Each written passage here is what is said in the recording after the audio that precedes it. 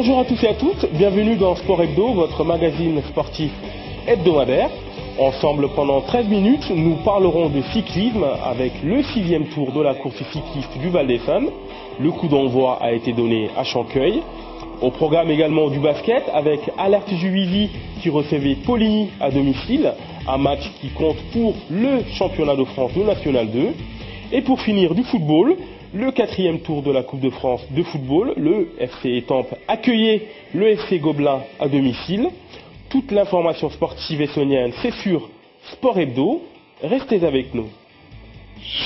Place au cyclisme, 245 participants étaient au départ du 6e tour de la course cycliste du Val d'Essonne, un parcours de 73 km. Le départ a été donné à Ormois, marqué par une organisation digne d'une course nationale, les motos, les véhicules de sécurité, les véhicules de secours, les aiguilleurs. Il y avait 4 catégories de pelotons, des seniors, des cadets et des dames. Les pelotons sont partis à 8h30. Dans cette matinée ensoleillée, la bonne humeur était au rendez-vous. Quand on est coureur cycliste, on rencontre aussi des problèmes techniques. Ce coureur a été victime d'un déraillement. Il est lâché par le peloton de tête, mais réussit malgré tout à le rattraper avec beaucoup de persévérance. Après avoir traversé plusieurs communes du Val d'Essonne, Villabé, Lif, Vers-le-Grand, Auvergnat, Chevannes, le peloton de tête emmené par Emmanuel Guinard de Vélizy franchit la ligne d'arrivée à Chanqueuil.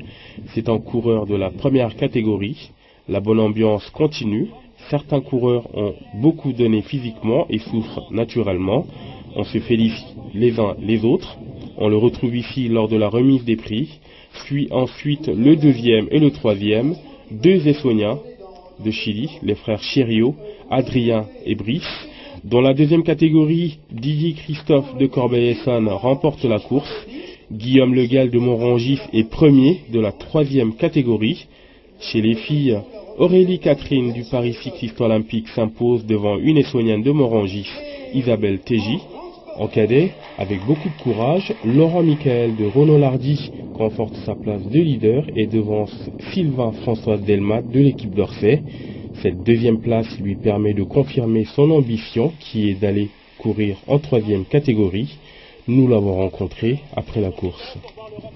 Ça fait toujours plaisir, maintenant c'est pas la première place, mais bon ça fait toujours plaisir, surtout quand on commence à courir et voilà, ça fait plaisir, extrêmement plaisir.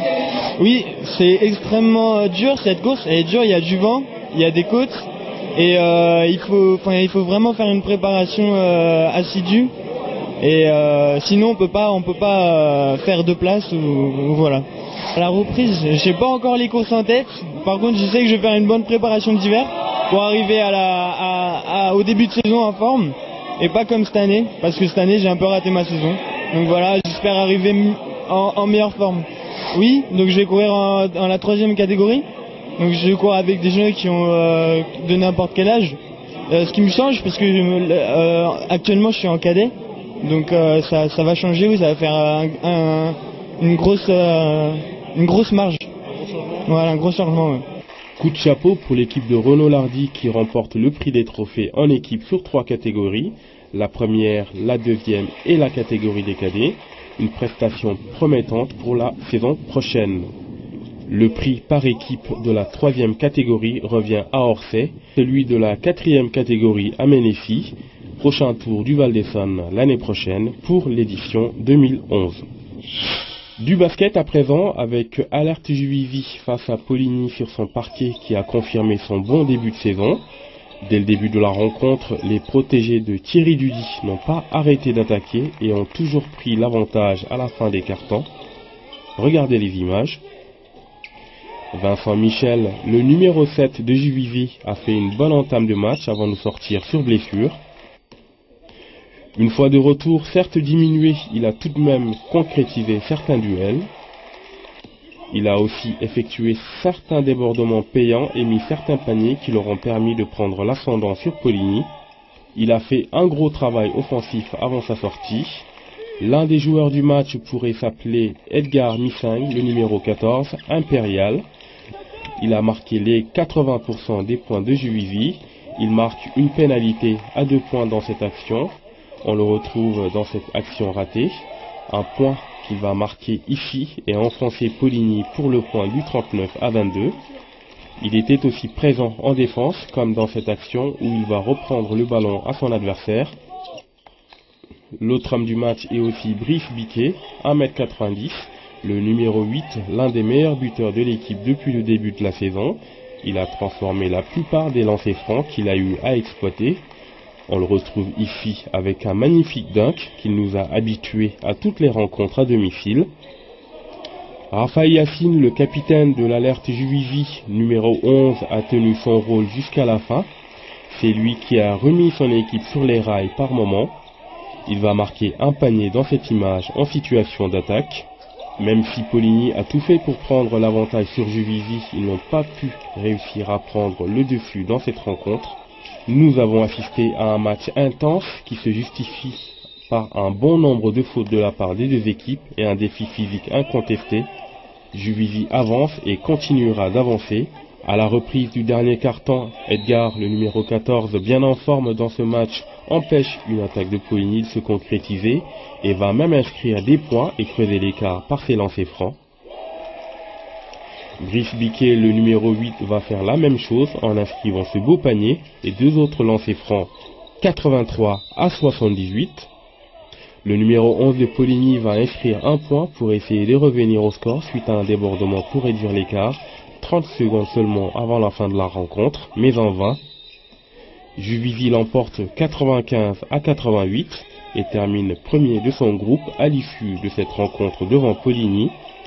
Une victoire qui ravit Thierry Dudy, l'entraîneur de l'Alert Juvisy Basket. C'est une bonne équipe, et une équipe relativement bien construite.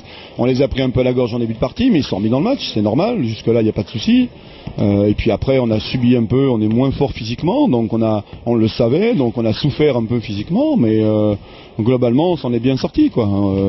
Sauf qu'il y a 2 ou 3 ballons qu'on gâche en début de partie, qu'on ne devrait pas gâcher pour être tranquille à la fin, mais bon, c'est comme ça, c'est le jeu. Hein. Je suis globalement content de ce match, il y a des imperfections comme toujours, mais je suis plutôt content de ce match. Ouais. C'est bien d'avoir gagné contre Poligny, c'est une bonne chose.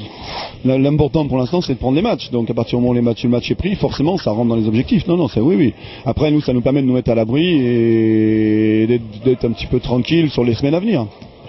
Juvisy se déplace à Kaisersberg en Alsace samedi pour la 5e journée du championnat. Ils sont d'ores et déjà alertés. On file maintenant à Étampes qui recevait le FC Gobelin, un match du 4e tour de la Coupe de France de football. Le FC Étampes évolue en première division senior et le FC Gobelin en DHR. La logique a été respectée dans ce match. Le FC Étampes s'est malheureusement incliné sur le score de 1-0, but marqué à la 115e minute. Le FC Étampes a pris la maîtrise du jeu dès le coup d'envoi, mais s'est heurté à une formation parisienne très organisée défensivement. Le duel athlétique a été donné par les joueurs du FC Gobelin. Conclusion, aux joueurs du FC Étampes d'adapter leur jeu à celui des Parisiens. C'était un match très engagé physiquement. Il y a eu 2 expulsions et une multitude de coups francs. Les deux équipes n'ont pu se départager au terme de 90 minutes de jeu, alors place aux prolongations. À la reprise du match, on assiste à une réplique des minutes précédentes, un copier-coller, des coups francs et les hors-jeux s'enchaînent. Les deux équipes n'arrivent toujours pas à se départager, il faudra bien un vainqueur car il s'agit d'une phase éliminatoire, le 4e tour de la Coupe de France de football. Les Parisiens y ont cru jusqu'à la fin et n'ont jamais renoncé. Ils étaient venus chercher le ticket pour le 5e tour de cette phase finale. Les joueurs de champ du FC Étampes sont au bord du gouffre, ils se jettent en attaque sans résultat. Même le gardien de but Amara s'y est mis. Les Étampois sont vaincus. Les Parisiens, eux, confortent l'avantage et ont même pu marquer un 2e but ici à la 117e minute. Au terme d'un match intense, riche en occasions, un arbitrage influencé par le public, le FC Étampes est éliminé de cette compétition avec la tête haute. Un match de référence pour l'entraîneur qui, malgré cette défaite, reste serein pour le championnat. Le miracle n'était pas au rendez-vous. Il s'est confié à nous avec regret à la fin du match. Depuis le parcours qu'on a depuis le début de saison, ce match va aider les joueurs à prendre confiance. Et puis, je pense qu'ils n'ont pas démérité, parce qu'ils ont donné ce qu'ils pouvaient. Ils ont fait le maximum. Maintenant, ça reste un match de coupe et puis le résultat est ce qu'il est. Oh, il nous a pas manqué grand-chose, sauf que un peu de manque de réussite devant. On a eu une ou deux occasions qu'on aurait pu mieux négocier. Et puis vous savez que dans ce genre de match, les occasions qu'on a, si on les concrétise pas, ben après c'est beaucoup plus difficile de continuer, quoi. Mais je crois qu'avec le groupe que j'ai, je l'ai toujours dit depuis le début de saison, que c'est un groupe de qualité, jeune, donc perfectible encore. Et au vu de ce on vient de voir aujourd'hui, je pense que c'est un groupe qui est vraiment fait pour remplir les objectifs de début de saison qu'on s'est fixés. Quant aux Parisiens qui évoluent au niveau supérieur, ils remplissent leur objectif avec beaucoup de mal. Le but était de gagner avec ou sans le beau jeu. Déjà favori sur papier, la logique a été respectée. Namori Keita, l'entraîneur, nous fait part de sa satisfaction. Oui, on a été un peu mis en difficulté par une bonne équipe d'Étampes quand même, même si ça joue en première division. Donc on sait bien qu'un match de coupe, il y a toujours de l'engouement, surtout à domicile. La physionomie du match, je pense qu'elle est assez respectée, même si fatalement on a été pressé dans le dernier quart d'heure parce qu'on menait 1-0 contre une équipe qui est bien organisée tactiquement et qui n'a pas baissé d'intensité athlétique. Par rapport à la Coupe de France, nous on prend les matchs un par un. Aujourd'hui on est au 5e tour, donc les clubs de national vont entrer. Comme je vous disais, on espère recevoir sur le prochain match. Maintenant, la Coupe de France, c'est un plus pour le club, c'est une vitrine pour le club. Pour les joueurs aussi, ça les met un petit peu en avant, ça les sort du quotidien du championnat DHR. Voilà, et ça nous permet de voyager dans les autres départements, je dirais, surtout de rencontrer des équipes qu'on n'a pas l'habitude de rencontrer. Le FC Étampes, 10e au classement, se déplacera à Morangis dimanche et essaiera de rectifier le tir. Un match qui compte pour le championnat de France de première division senior. Merci de nous avoir suivis. Vous pouvez retrouver l'intégralité de l'émission sur le site www.telesun.fr. Je vous donne rendez-vous mardi à la même heure. D'ici là, je vous souhaite une très bonne semaine.